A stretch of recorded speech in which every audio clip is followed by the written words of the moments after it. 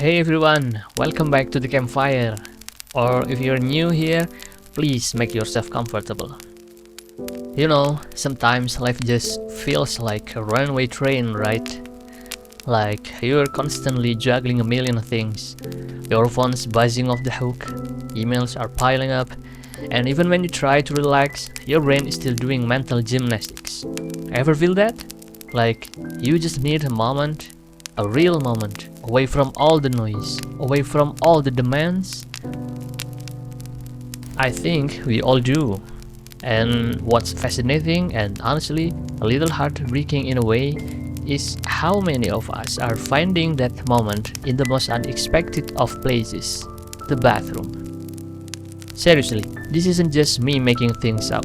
There is this whole phenomenon, especially among Gen Z, that's been dubbed bathroom camping.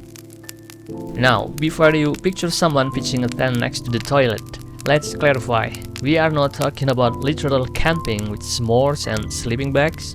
Bathroom camping is basically when you deliberately spend a significant amount of time in the bathroom, not for, its intended purposes, but as a quiet refuge. It's about seeking solitude, peace, and a brief escape from the overwhelm of daily life. Think about it. How many times have you retreated to the bathroom just to scroll through your phone for an extra 5 minutes? Or just to sit on the edge of the tub and stare at the wall, taking a deep breath? No one bothers you in there usually. It's often the one place where you can reliably get a moment alone, even in a busy household or office. It's got a lock on the door, right? Immediate, albeit temporary, privacy. I remember once, during a super stressful period when financial pressures were really weighing me down, my mind was just racing constantly. I felt this intense, almost suffocating need to escape the thoughts and the anxiety. One evening, I just walked into my bathroom, turned on the shower, and didn't get in. I simply sat on the edge of the tub, fully clothed, and just listened to the steady flow of water. It was maybe 10 minutes, but it felt like an eternity of peace. The sound of the running water was incredibly calming, and for that brief moment, I felt a tremendous sense of tranquility. I didn't even realize it at the time, but I was doing it. I was bathroom camping. So that's what we're exploring today. Why is this happening? What does it say about our lives right now? And most importantly, how can we find that much needed space and calm without having to, hide in the loo? Because while it offers a quick fix, it's definitely not a long-term strategy for well-being. Let's get into it. Alright, so if bathroom camping is a thing, it obviously points to a deeper issue, right? It's like our subconscious waving a tiny white flag saying, hey, I need a break. I need space. But why are so many of us feeling the need to retreat to such an unconventional sanctuary? What's the main problem bubbling under the surface that's driving this trend? The biggest, most prevalent complaint, the core of why bathroom camping has become a recognizable coping mechanism, is the sheer, unrelenting overwhelm of modern life. It's not just one thing, it's a perfect storm of factors that create a pervasive feeling of being constantly on and never truly off.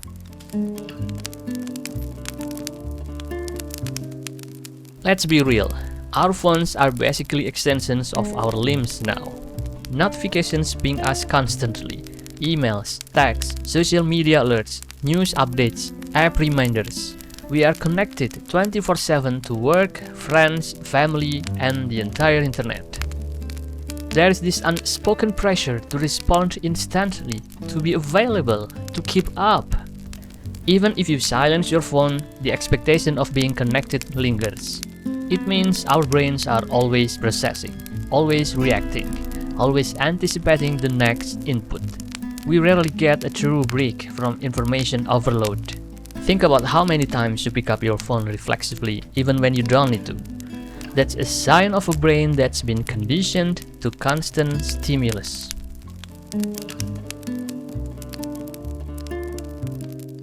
For many, especially those living in busy households, small apartments, or even shared living situations, finding genuine, undisturbed personal space is incredibly challenging. There is always someone around, always noise, always TV on, always a conversation happening. Even if you have your own room, is it truly private, or do people just walk in? The bathroom, ironically, often remains the last bastion of undisputed privacy. It's the one door you can lock where people generally understand you need a moment. This reflects a broader societal issue where we've normalized constant proximity and blurred the lines of personal boundaries. We often don't have designated quiet zones or off-limit times in our homes or workplaces. Social media, while connecting us, also creates an intense pressure cooker of comparison. Everyone seems to be living their best life, achieving incredible things, always looking perfect. This fuels a relentless internal pressure to do more, be better, achieve constantly. We feel like we always have to be productive, to be optimizing our time, to be pursuing goals. There is little room for just being. This can lead to burnout, anxiety, and a feeling of inadequacy. When you are constantly trying to measure up, the mental load becomes immense, and the need to escape, even temporarily, becomes desperate.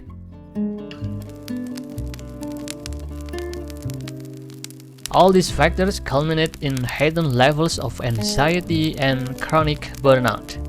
We are running on fumes, but society tells us to keep pushing.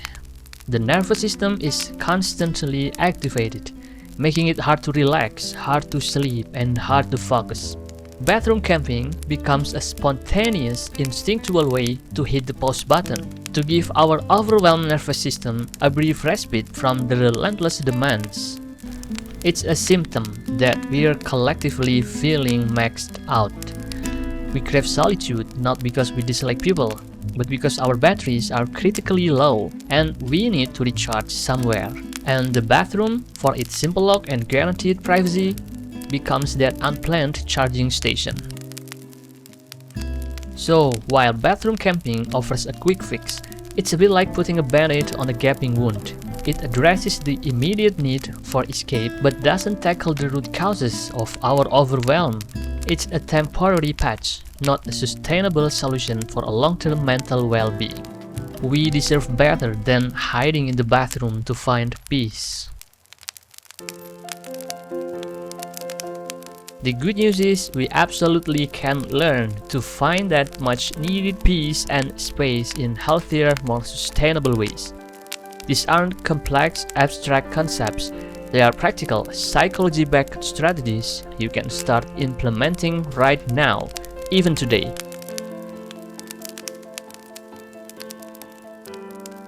You don't need a whole hour to decompress. Sometimes just 60 seconds is enough to hit reset. The key here is intentionality. I'll repeat it once again. The key here is intentionality. You can try two simple methods to take micro breaks or intentional pauses. The first one is the 1-minute reset. Set a timer for 60 seconds. Close your eyes, if it's safe of course. Take a 3 slow, deep breaths. As you exhale, imagine tension leaving your body. Then just notice one thing, maybe the sound of the air conditioning or the feeling of your clothes. You can do this at your desk, in your car, or anywhere. Second, the transition pause. Before starting a new task, or after finishing one, pause for 30 seconds. Do not immediately jump to the next thing. Use this tiny gap to stretch, look out a window, or just stand up. These micro breaks tap into mindfulness and attentional control. By deliberately shifting your attention, even for a short period, you activate your parasympathetic nervous system, or your rest and digest system, counteracting the fight or flight response. It breaks the cycle of constant stimulation, giving your brain mini reboots.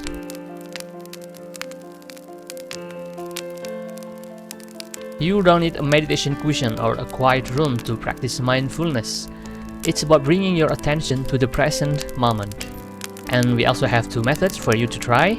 First, the 5, 4, 3, 2, 1 technique. This is fantastic when you feel overwhelmed. Okay, here we go. Name 5 things you can see, 4 things you can hear, 3 things you can feel physically, 2 things you can smell, and 1 thing you can taste. This forces your brain to engage with your sense, pulling you out of anxious thoughts. And the second is mindful breathing. Focus on the sensation of breathing. Notice the air entering your nostrils, the slight expansion of your belly, the air leaving your body. Don't try to change your breath, just observe it. Grounding techniques help regulate your nervous system by bringing your attention to tangible, present moment sensory input. Mindful breathing calms the amygdala, or the brain's alarm center, and improves emotional regulation.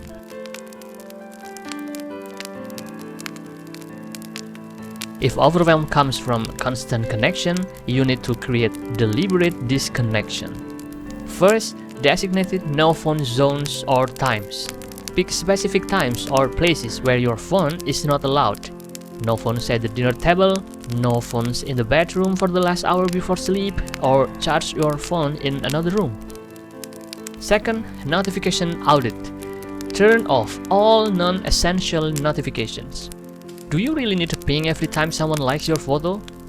Reduce the constant demand for your attention. And the third, schedule catch-up times. Instead of constantly checking emails or messages, designate specific times to do so. This trains your brain and others that you are not instantly available. Boundary setting is crucial for self-preservation and energy management. It helps you regain a sense of agency and control over your time and attention, reducing cognitive load and feelings of being overwhelmed.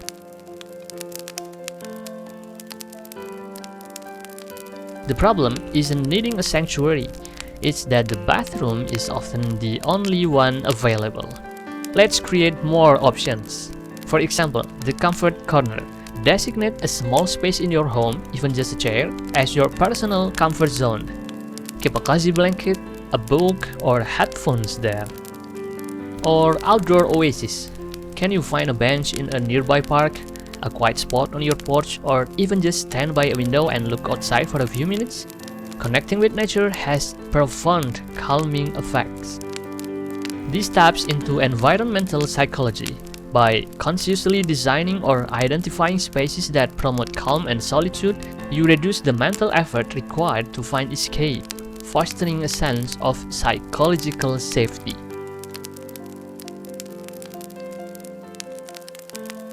This can be tough, especially if you are a people pleaser, but voicing your need for space is essential.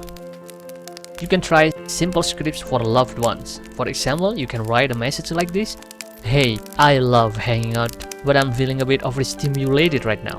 I'm going to take 15 minutes of quiet time to recharge. I'll be back in a bit." Or you can practice saying no. "That sounds fun, but I actually need to guard my energy tonight. Thanks for thinking of me." This is about developing healthy assertiveness and boundary setting skills. When you communicate your needs, you validate your own feelings and teach others how to treat you. It reduces the need for passive escapes.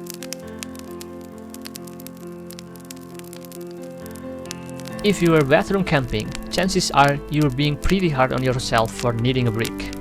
First, acknowledge the need.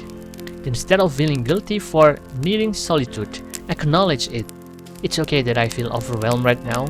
It makes sense given everything going on. Second, treat yourself like a friend. Extend the same kindness to yourself that you would to a friend. And the third, release the guilt. You are not lazy, weak, or antisocial for needing quiet time. Rest is not a luxury, it's a necessity for thriving. Self-compassion reduces self-criticism and promotes emotional resilience, helping you address your needs directly rather than escaping.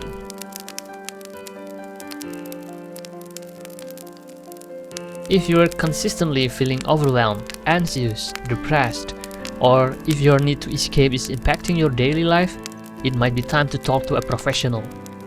Therapists can provide tools and a safe space to explore the root causes of your stress.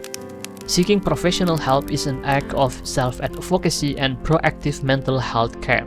Therapies like CBT, DBT, and ACT offer structured, evidence-based strategies for managing stress, anxiety, and improving overall well-being.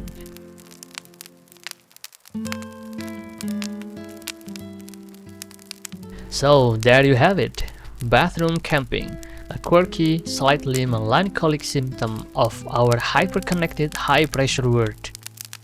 It's a testament to our innate human need for a quiet moment, a little slice of peace just for ourselves.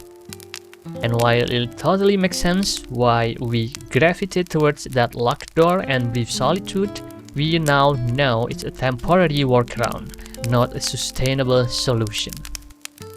The good news is, you are not alone in feeling this way, and more importantly, you have so many practical tools at your disposal to find that calm without having to disappear into the porcelain palace. From those tiny, deliberate micro breaks to mastering simple grounding techniques, setting digital boundaries that protect your peace, creating little sanctuaries outside the bathroom, and having the courage to communicate your needs, these are all acts of self-care and self-preservation. Remember, taking time for yourself isn't selfish, it's essential. It's how you recharge, how you show up as your best self for the people and things you care about. So next time you feel that urge to retreat, try one of these strategies first. See if you can find that moment of peace right where you are, in the open, owning your need for space. I'd love to hear from you. Have you ever found yourself bathroom camping? What are your go-to ways to find a moment of peace when life gets overwhelming? Share your thoughts and tips in the comments below. Let's keep this conversation going and support each other in creating lives that feel less overwhelming and more peaceful. If you found this video made you feel seen or less alone, maybe share it with someone else who might be sitting in the dark, needing the same thing. Take care of yourselves, be kind to your brains, and I'll see you by the fire again soon.